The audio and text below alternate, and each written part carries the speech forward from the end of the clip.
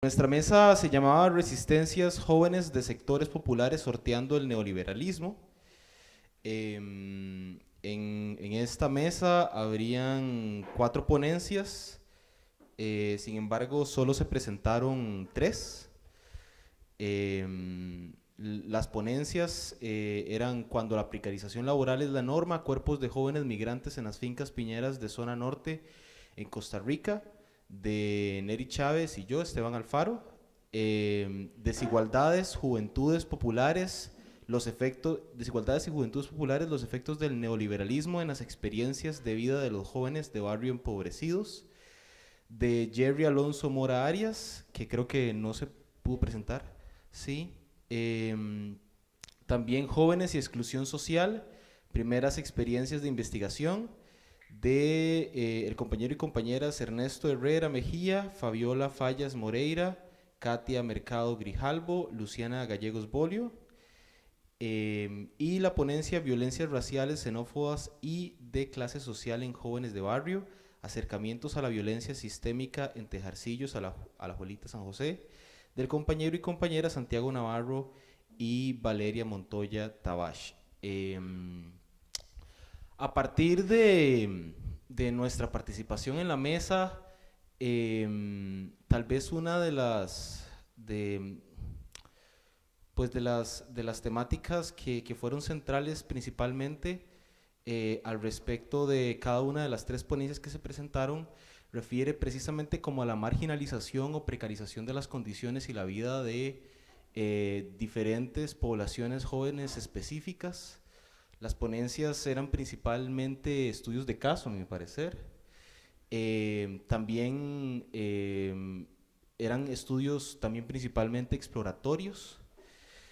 Una de las principales, de hecho, dudas que teníamos pues, se relacionaba precisamente como a cómo confluirnos las 3 ponencias que estábamos allí presentando en relación al tema de la mesa, puesto que el tema de la mesa era el tema de las resistencias. Sin embargo, no de una manera necesariamente directa, ninguna de nuestras ponencias se relacionaba al tema de la resistencia de grupos de jóvenes. Eh, por lo tanto, surgieron una serie más bien de discusiones al respecto de cómo en espacios marginalizantes y vulnerabilizantes las poblaciones jóvenes de carácter específico resisten precisamente este espacio de vulnerabilización. Y también surgen una serie de ideas al respecto precisamente de cómo esta violencia legitimada desde el punto de vista estructural e institucional pues actúa desde un punto de vista de rol político, de rol autoritario. Asimismo se discutió un poco al respecto de cómo el término o tal vez como el análisis o la lectura o el enfoque de capital humano es muchas veces visto o se ve dinámicamente, digamos, en los estudios en la medida en la que las diferentes poblaciones internalizan, digamos, como este sentimiento de tener que salir adelante de una manera eminentemente individual, donde precisamente yo como joven, digamos, sería el principal responsable de mis propios, sí, de mis propios problemáticas, dificultades sociales, futuro a seguir, y por lo tanto a partir de ello depende completamente de mí mismo y solamente de mío, pues el camino que tome a partir de ello. Entonces precisamente como esa internalización de este discurso que en realidad es sumamente capitalista y neoliberal. Eh, Bueno, además de esas líneas comunes en cuanto al contenido de los estudios, se habló también un poco sobre un poco este esfuerzo, las necesidades o intereses que impulsan este esfuerzo del encuentro. Entonces se discutió, por ejemplo, el poco conocimiento que a veces se tienen sobre investigaciones afines, ya sea simultáneas o recientes, en temas de juventud o cualquier otro tema que interese. y también el poco apego que a veces se tiene a las necesidades e intereses de las poblaciones o comunidades estudiadas. Entonces se hablaba que a veces es difícil la convocatoria o participación, que ahora va a venir un poco por eso, porque no son temas que realmente interesen a las personas. Entonces se mencionaba el interés porque existiera algún tipo de agenda o matriz de investigación que no solo le permitiera a uno estar más consciente de lo que se está investigando en el momento, sino que tal vez se pudiera hacer un esfuerzo mayor de reflexión sobre esos temas de interés que pueden tener las comunidades estudiadas y evitar repetición de esfuerzos de investigación o el mismo, ciertas comunidades que son muy estudiadas, evitar que esas personas lleguen a cansarse de que el grupos de investigadores los visiten recurrentemente a extraer de cierta manera información, entonces tener un poco más de una visión más clara de qué se está estudiando y de por qué.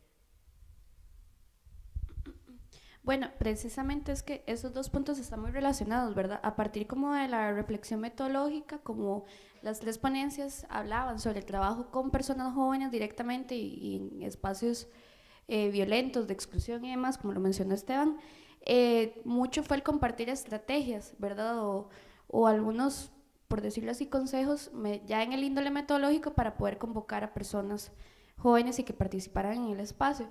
Entonces, uno de ellos fue como la reflexión en torno a lo lúdico de los espacios, ¿verdad? Cuándo es pertinente y cuándo no, en qué momento se puede plantear, pero sobre todo pensándolo desde las agendas que son impuestas, ¿verdad? Desde los ejes temáticos o desde la academia como tal, y no precisamente no nacen desde las comunidades. Entonces, también amparado a eso, mucho fue reflexionado desde el espacio, desde lo político, ¿verdad? Politizar las investigaciones y también desde el plano ético. En términos del respeto con estas personas, de no llegar a extraer información y no hacer devoluciones, por ejemplo. También el respeto, digamos, a ciertas actitudes apáticas, digamos, o que no respondan a las primeras convocatorias, a los primeros como acercamientos. Reflexionamos como en torno a eso, pero siempre en función como de los retos que implican metodológicamente trabajar con personas jóvenes en este tipo de contextos. Entonces ahí surge como esa propuesta de generar como ojalá mecanismos más flexibles y que puedan salir de otros lugares y no necesariamente de un espacio tan cuadrado como las universidades y la academia. Y yo creo que básicamente... Tal vez un punto adicional en eso, que en la parte de la discusión de la pertinencia o no de lo lúdico, también mencionamos eso, que a veces se habla de los jóvenes como si fueran un grupo homogéneo que está interesado en lo lúdico o interesado en técnicas más participativas o más de lo que se usa mucho la palabra dinámicas, y entonces hablábamos eso, como que la misma juventud tiene mucha variedad de intereses y existimos personas que tal vez lo lúdico no nos atraería, como a otras que sí, entonces también eso, como no homogeneizar a un grupo y decir, bueno, son jóvenes, entonces hagamos algo muy lúdico y muy que requiera mucha participación y movimiento, porque eso no necesariamente va a atraer la participación de todos los jóvenes. Y ya, eso sería.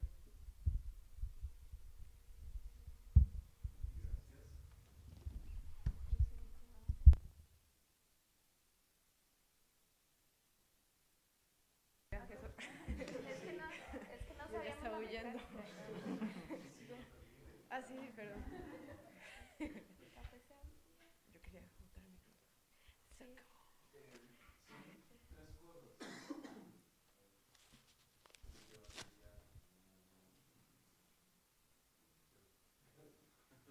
Son tres cositas. Uno, sí, es lo de lo lúdico, cierto, una vez hicimos una exposición justo en este salón, en el marco de otra actividad, y posterior a la exposición una señora se me acercó a mí y me dijo, mire, muy interesante lo de los jóvenes, pero muy serio. Y yo, ¿cómo muy serio? Estamos hablando de temas que está trabajando para limpiar y tal. Es serio, señor, ¿qué quiere que le diga?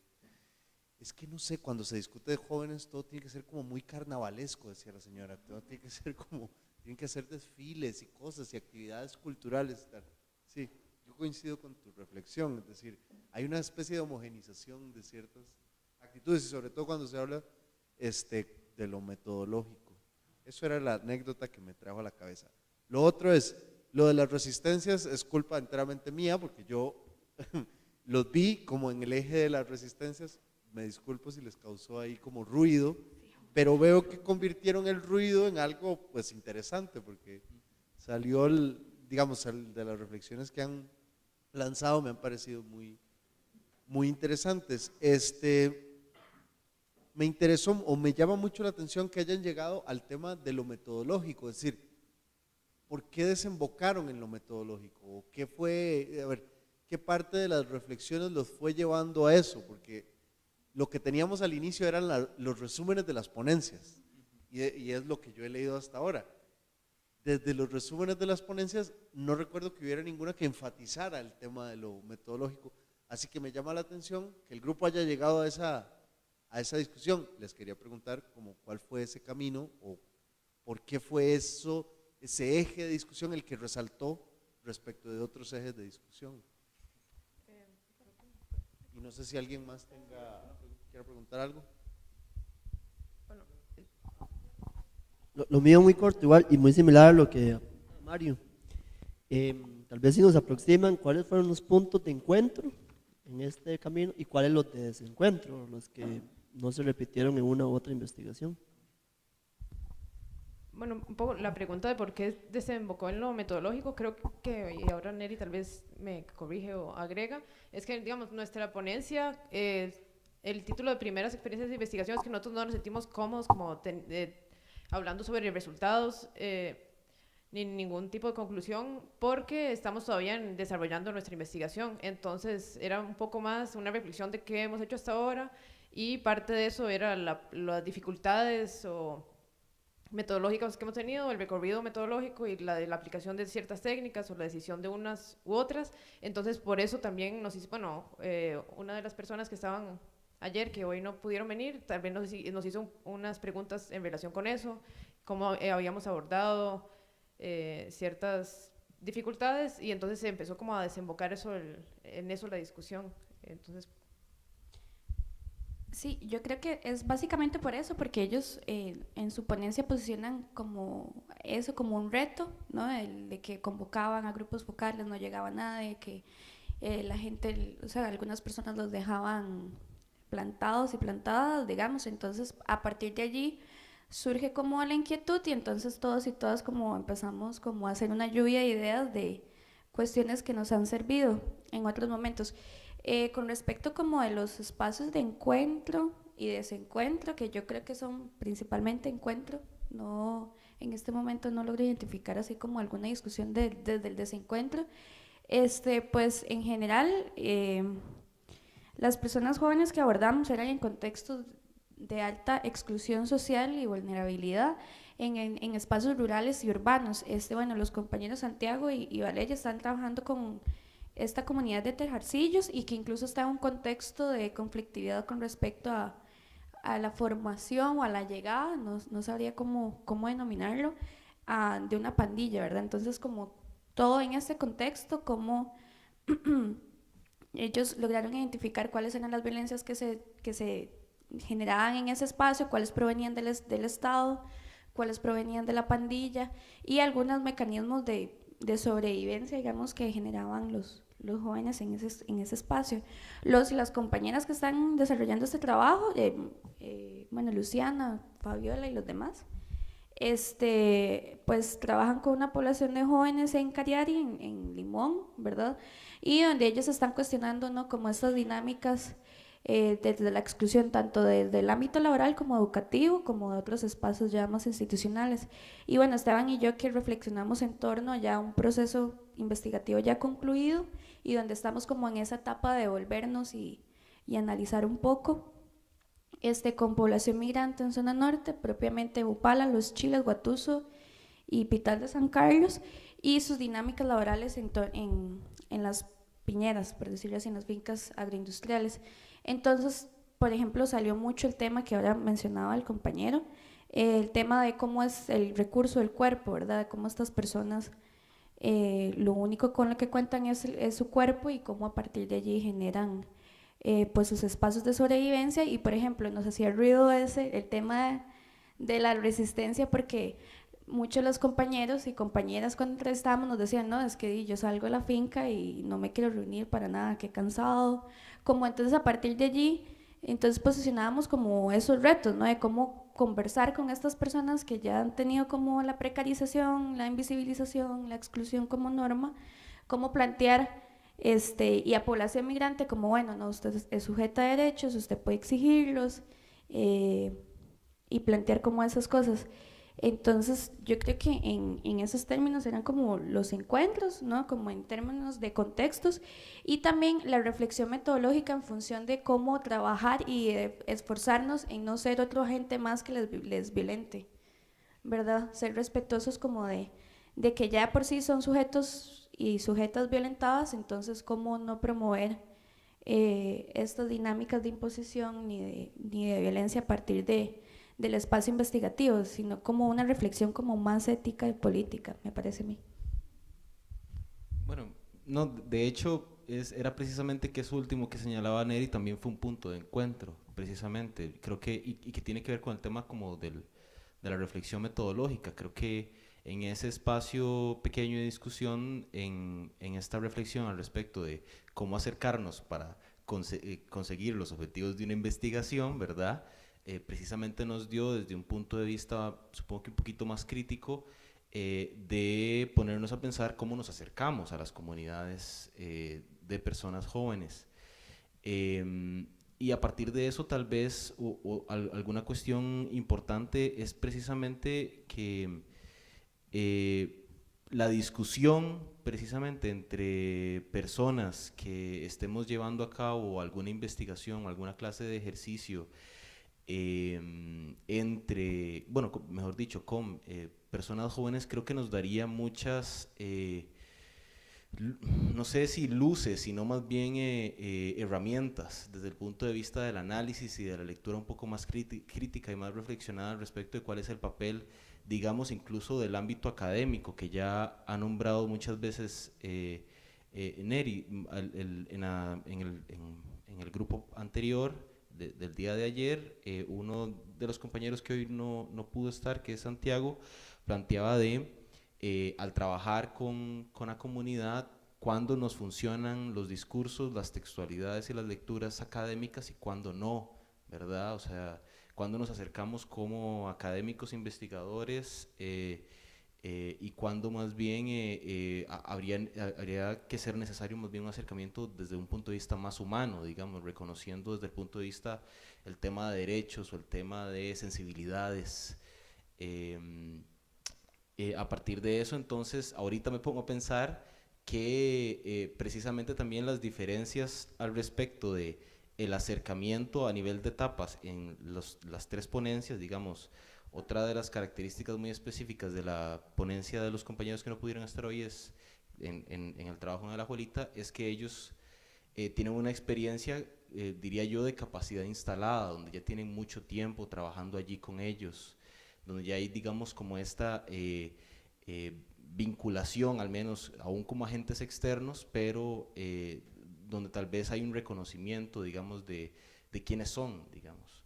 Entonces, esta diversidad de formas de acercarse a trabajar con personas jóvenes, creo que dio pues, siento yo como tal vez la motivación para poder hablar de ello, cómo nos acercamos a nivel general. Bueno, y como último punto, para no dejar por fuera a José Antonio, ¿verdad? Que él, a partir de las exposiciones que nosotros hicimos, él nos comentaba, bueno, primero el consejo de que la metodología se aprendía, ¿verdad? Y que mucho era prueba y error.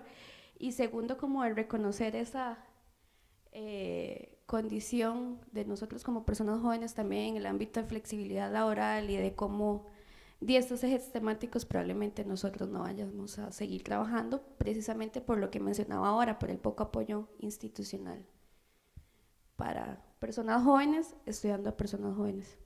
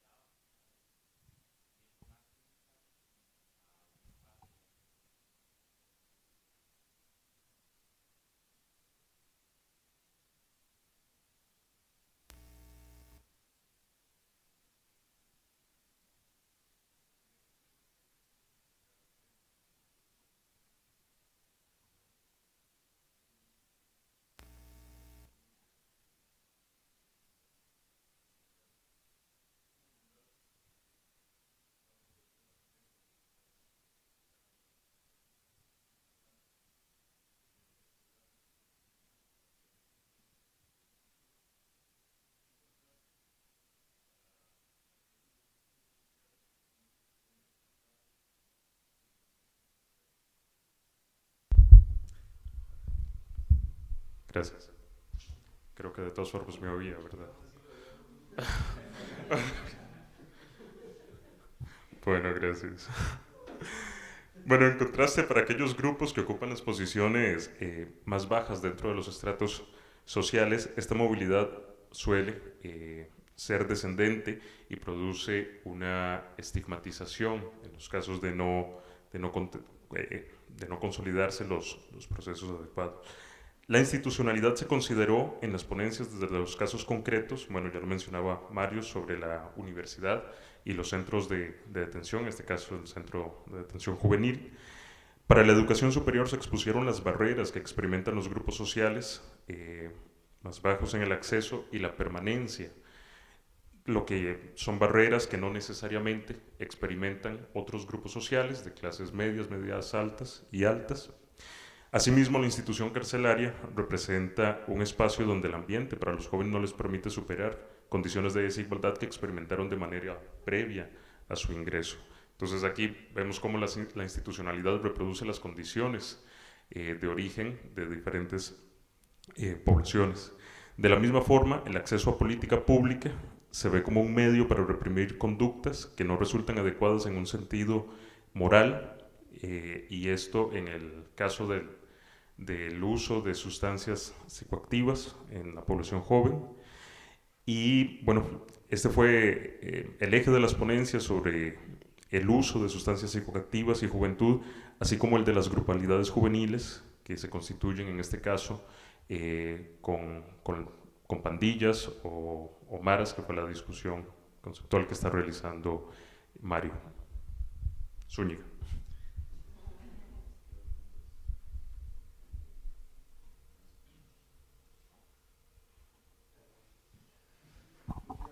Yo quiero agregar que fue como eran dos mesas aparte, cuando vimos que había varias ponencias alrededor del tema de universidad, las agrupamos ahí, y otras ponencias alrededor de cárcel, pandillas, exclusión social, las agrupamos ahí. Finalmente se juntaron, porque quedaron muy poquitas personas en cada mesa, y lo que surgió fue una cosa muy loca, porque lo que se veía era justo lo que hablaba Ernesto hace momentos sobre cómo impacta en la vida de las personas jóvenes el aumento de la desigualdad social.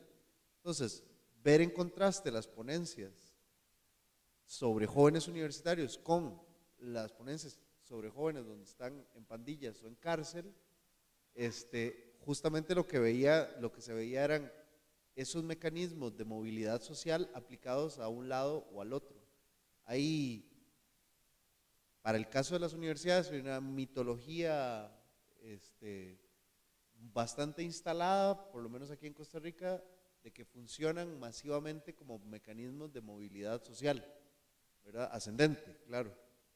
Y la ponencia de Anthony lo que demostraba es que sí, en efecto, para los que están digamos, en la cúspide de la pirámide social funcionan así, pero para el resto de mortales pueden funcionar incluso al revés, ¿verdad? O pueden poner suficientes trabas como para que no funcionen. Entonces, lo que quedaba, y en contraste, digamos, la ponencia de Mario lo que mostraba era cómo se procesa, por medio de la institucionalidad de la cárcel, cómo se procesa aquellos que quedan relegados del orden o excluidos del orden social, y cómo eso tiene una mediatización a través de esta otra institucionalidad. Entonces, empezaron a mí me llama mucho la atención, había una ponencia que es la de Johnny, que era, digamos, es una historia de vida de una muchacha indígena, un fragmento de una historia de vida de una muchacha indígena que ingresa a la Universidad de Costa Rica. Entonces, un poco los mecanismos y la vivencia. Y ahí teníamos como una bisagra que mostraba los dos mundos, digamos, de un mundo de la exclusión social a el ingreso a la Universidad de Costa Rica, ¿verdad? Y ahí se podían ver varios de los mecanismos que Anthony identificaba. Yo vi, a mí de esta mesa sí me quedó como esa sensación tan interesante como de que la desigualdad social está claramente institucionalizada en el país, y la iniciativa de investigación ahí es que en esos contrastes institucionales se puede ver justamente en los tránsitos que las personas jóvenes hacen en las instituciones, se puede ver justamente los recorridos que se imponen para esas vidas en sociedades donde la exclusión aumenta. Eso es como más o menos lo que a mí me quedó. Y tuvimos un aporte de Marilu significativo al respecto de eso también. Perdón, yo quisiera agregar algo, que en particular con la tesis o la presentación de Anthony, bueno, y Mario lo señalaba, la importancia de trabajar sobre las instituciones. En este caso, el gran mérito que tiene el trabajo que presentó Anthony es, en el caso de la Universidad de Costa Rica, o sea, discursivamente, cómo las universidades, en efecto, se muestran como lugares o centros donde diferentes poblaciones ingresan y como centros de movilidad social. Pero algo que conversábamos era, no es sencillo investigar sobre las universidades. O sea, hay como cierto recelo con respecto a poder ingresar, presentar datos, ver resultados y cuestionar. La pregunta que uno puede hacer es, ¿por qué este recelo también a nivel institucional, universitario, si el espacio de la academia es el espacio de la reflexión per se? Porque puede resultar difícil o incómodo preguntar sobre qué está haciendo la institución y en qué ha ido convirtiéndose o transformándose en torno al ingreso de diferentes sectores sociales.